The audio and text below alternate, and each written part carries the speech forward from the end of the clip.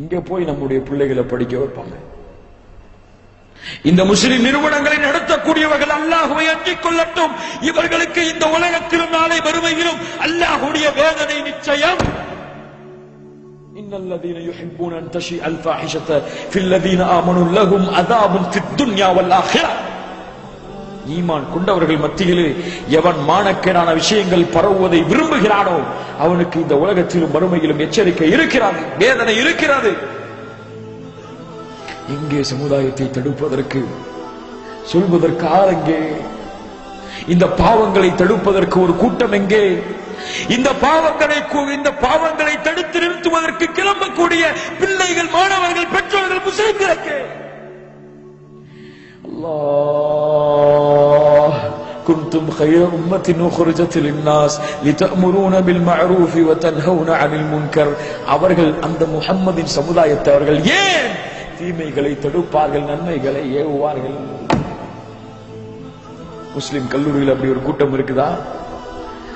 இதை தடுக்கிறதுக்கு முஸ்லிம் மாணவர்கள் இருக்கிறார்களா? போய் பாருங்க தெரியும். கல்ச்சுரல்ஸ் நடத்துவாங்க, அப்போ போய் முஸ்லிம்கள் கூட்டத்தை பாருங்க. உள்ள அல்லாஹ்வுடைய சாபத்தை வாங்குவதற்கு முஸ்லிம்கள் தயாராகி கொண்டிருக்கிறார்கள். எப்படி முஸ்லிம்களை அல்லாஹ் கண்ணியப்படுத்துவான்? இவர்கள் எல்லாம் எப்படி முஸ்லிம் முஹம்மதின் உம்மத்தாக மாற முடியும்?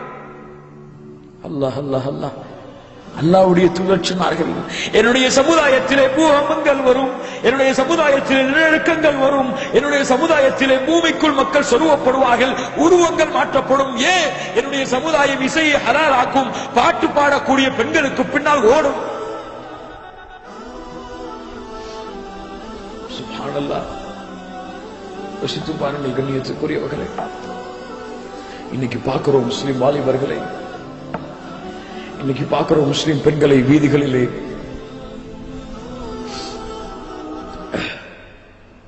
Girl friends.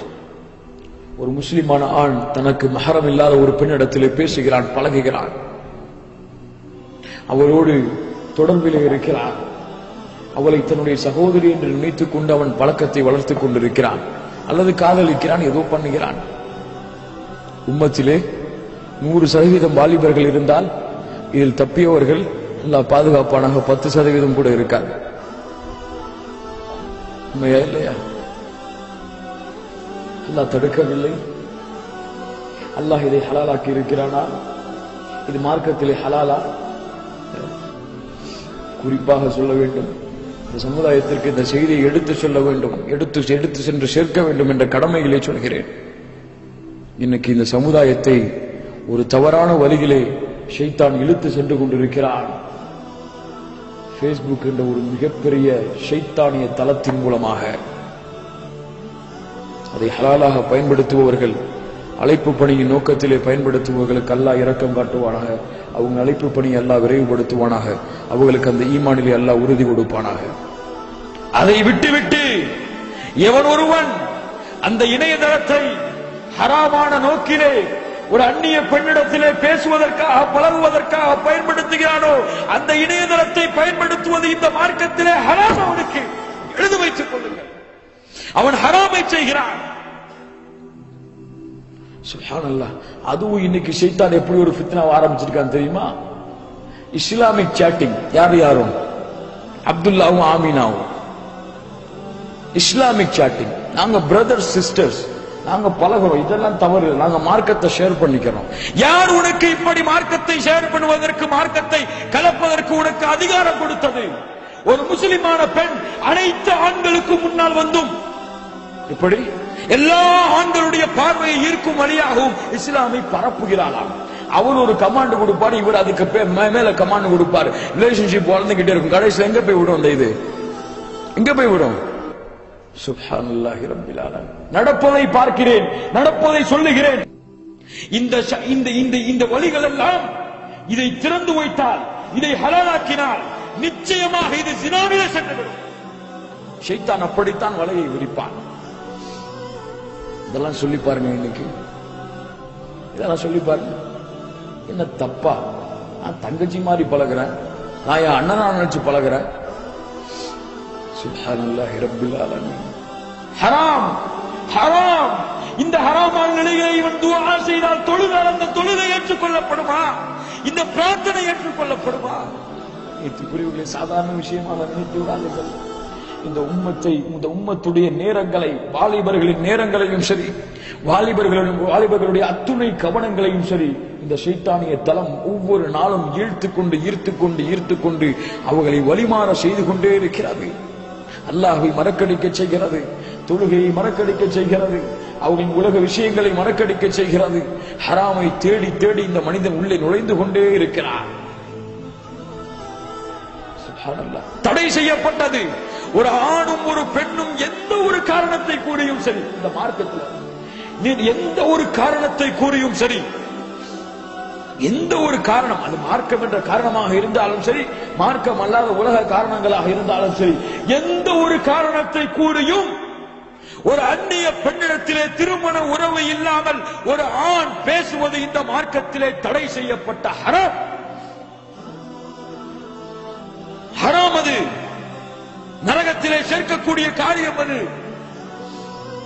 இன்னைக்கு இந்த முஸ்லிம்கள் காபிர்களோடு கலந்து காபிர்களை தங்களுடைய வாழ்வின் முன் உதாரணமாக ஆக்கி அவர்கள் பேச்சிலே கலாச்சாரம் மாறிவிட்டது, அவர்கள் ஆடைகளே கலாச்சாரங்கள் மாறிவிட்டது, அவர்கள் குணங்களிலே கலாச்சாரம் மாறிவிட்டது.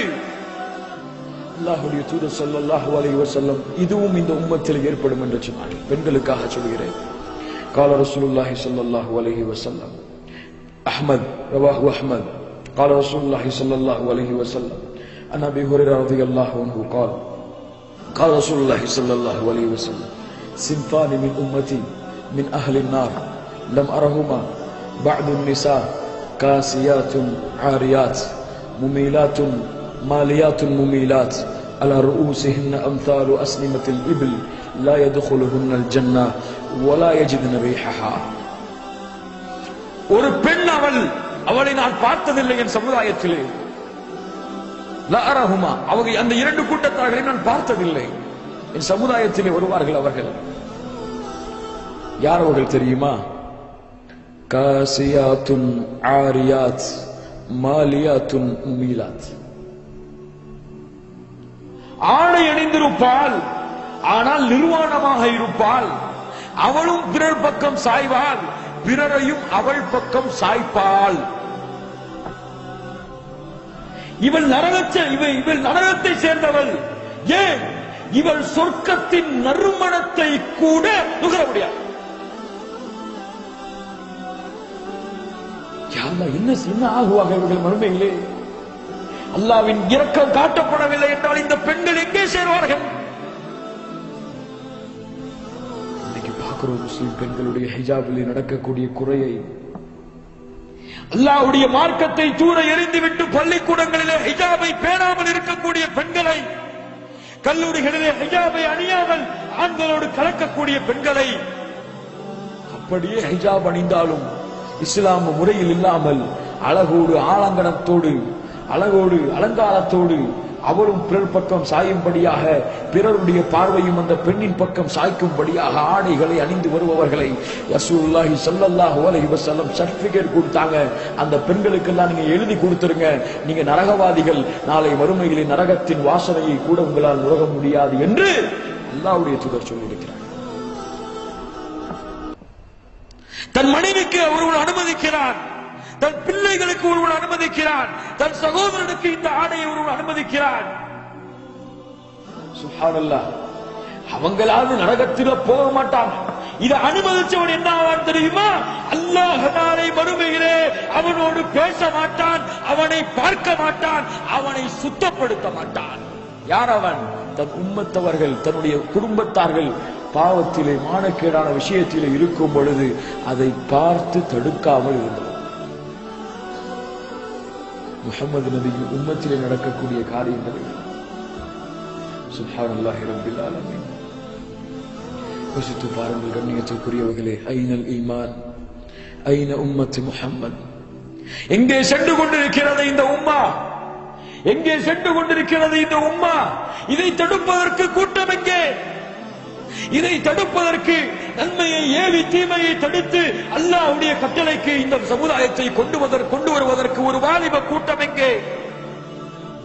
இல்லையே கண்ணியத்துக்குரியவர்களே, அல்லாஹ்வுடைய மார்க்கத்தை கொண்டு போய் சேர்ப்பதற்கு சிரமமாக இருக்கக்கூடிய இந்த காலத்திலே நன்மையை ஏவி தீமையை தடுக்கக்கூடிய சமுதாயத்தை உருவாக்க வேண்டும் என்றால் எவ்வளவு போராட்டத்தை செய்ய வேண்டியிருக்கிறது. அப்படி ஒரு சமுதாயம் உருவாகாத வரை இந்த பாவங்கள், குற்றங்கள், நபி கூறிய முன்னறிவிப்புகளை இந்த சமுதாயத்திலிருந்து தூய்மைப்படுத்த கூடக்கூடிய நன்மையை ஏவி தீமையை தடுக்கக்கூடிய கூட்டம் வராத வரை அல்லாஹ்வுடைய லஅனத் அந்த சமுதாயத்தில் இருக்கும். அல்லாஹ் பாதுகாப்பானா?